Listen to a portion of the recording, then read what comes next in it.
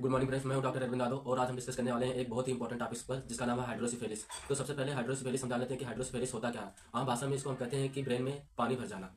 आज हम डिस्कस करेंगे कि हाइड्रोसिफेलिस होता क्या है और इसके क्या क्या होने के कारण होते हैं, इसकी ट्रीटमेंट क्या होती है और इसके डायग्नोसिस में बात करेंगे। इसके टाइप्स के बारे में हम इसके टाइप को समझेंगे कि कितने प्रकार के होते हैं। ये टोटल 3 प्रकार के होते हैं। पहला होता है कंजेनाइटल हाइड्रोसिफेलिस, दूसरा होता है एक्वायर्ड हाइड्रोसिफेलिस, तीसरा होता है नॉर्मल प्रेशर हाइड्रोसिफेलिस। तो चलिए हम इसको एक एक करके बारीकी से जानते हैं कि मतलब क्या होता है। तो सबसे पहले हम जान लेते हैं कि कंजेनाइटल हाइड्रोसिफेलिस। बात करते हैं कंजेनाइटल हाइड्रोसिफेलिस के बारे में। कंजेनाइटल हाइड्रोसिफेलिस तब होता है या बर्थ के टाइम ही प्रेजेंट होता है, या जेनेटिक अबनॉर्मलिटीज की वजह से होता है, या पेरीनेटल इन्फेक्शन के वजह से होता है। इसका मतलब यह है कि जब बेबी अपने मदर के बूम में ही रहता है तभी यह इन्फेक्शन हो जाता है, जिसको हम कंजेनाइटल हाइड्रोसिफेलिस कहते हैं। अब हम बात करते हैं एक्वायर्ड हाइड्रोसिफेलिस के बारे में। एक्वायर्ड सिफिलिस यह होता है जब कोई ब्रेन ट्यूमर, इंजरी, इन्फेक्शन या स्पाइनल कार्ड इंजरी की वजह से यह डेवलप होता है। अब हम बात करते हैं नॉर्मल हाइड्रोसिफेलिस प्रेशर के बारे में। यह नॉर्मली ओल्डर एडल्ट्स में होता है, जिसमें यूरिनरी इंकॉन्टिनेंस और चलने में प्रॉब्लम आती है। यह ज़्यादातर ओल्डर पेशेंट में देखा जाता है और अडल्ट पेशेंट में देखा जाता है। अब हम बात करते हैं इसके लक्षण और सिम्टम्स के बारे में।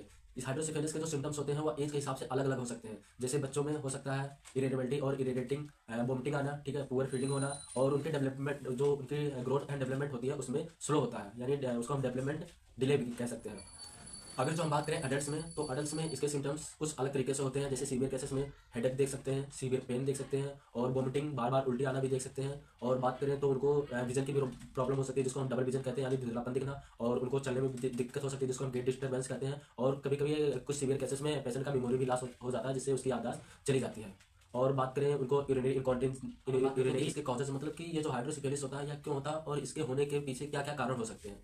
तो इसके कई कारण हो सकते हैं। फर्स्ट नंबर पर आता है कि जो हमारे ब्रेन में जो सेरेब्रल फ्लूइड यानी सेरेब्रो स्पाइनल फ्लूइड बनता है, वह जितना बनता है वह डेली टू डेली एब्जॉर्ब भी होता है। तो कभी कभी हमारे जो जो ब्रेन के अंदर जो एब्जॉर्प्शन पाए जाते हैं वो एब्जॉर्ब नहीं कर पाते हैं, जिससे जो हमारा सीएसएफ फ्लूइड होता है वो ब्रेन में इकट्ठा होता चला जाता है, जिससे ये डेवलप हो जाता है। दूसरा नंबर किसी एक्सीडेंटल केस से हो सकता है, किसी ट्रॉमा इंजरी यानी चोट लगने से भी हो सकता है, ठीक है। तीसरा नंबर की जो हमारा जहाँ से सीएसएफ फ्लूइड मतलब बनता है वहाँ से क्या होता है, वो हमारी जो नर्व्स होती है वो ब्लॉक हो जाती है, जिससे हाइड्रोसिफिलिस होने के कारण हो सकते हैं। फर्स्ट नंबर पर आता है, और फोर्थ नंबर पर आता है कि कंजेनाइटल भी हो सकता है। कभी कभी अगर आपके पिछले हिस्ट्री में किसी आपके जेनेटिक प्रॉब्लम है तो मतलब उसके आने वाली पीढ़ी को भी ये हाइड्रोसिफिलिस।